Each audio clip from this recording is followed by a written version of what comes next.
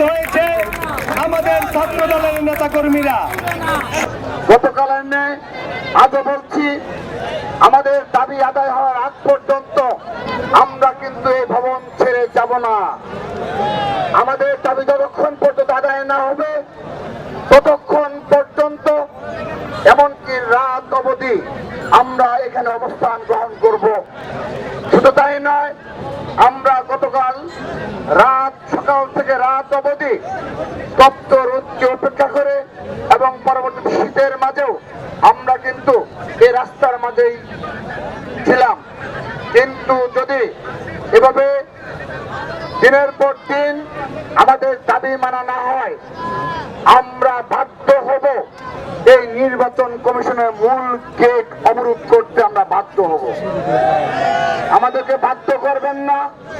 দয়া করে নির্বাচন কমিশনের সম্মানিত কমিশনার বৃন্দ, আমরা অনুরোধ জানাচ্ছি, আমাদেরকে কঠোরভাবে আরো এই কর্মসূচি পালনে আপনারা বাধ্য করবেন না।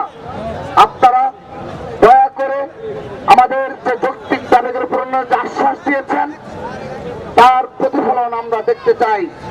প্রিয় উপস্থিতি, আমাদের গতকাল যে 3টি দাবি ছিল, সেই দাবির যে 3 নাম্বার দাবি, সেটি বিষয়ে আমি একটু বিস্তারিত বলতে যাচ্ছি।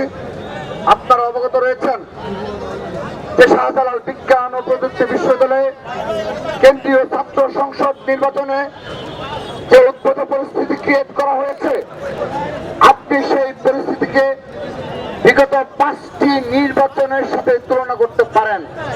আমি ডাকসু নিয়ে শুরু করতে চাই।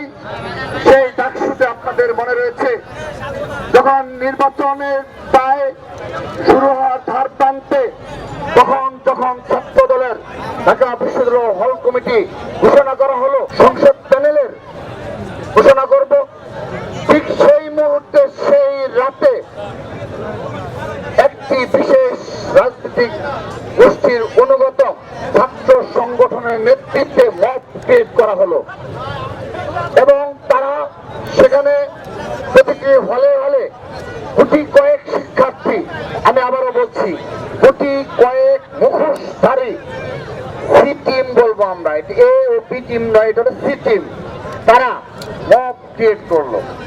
কি করলো? মব ক্রিয়েট করে আমরা নাকি হল দখল করব, আমরা নাকি সিট বাণিজ্য করব, আমরা নাকি ডাকসু নির্বাচন বানচাল করতে যাচ্ছি।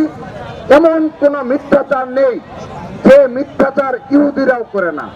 তার থেকেও নিকৃষ্ট মিথ্যাচার ছাত্রদলকে নিয়ে তারা করলো। কি করলো আপনারা ভুলে যাবেন না।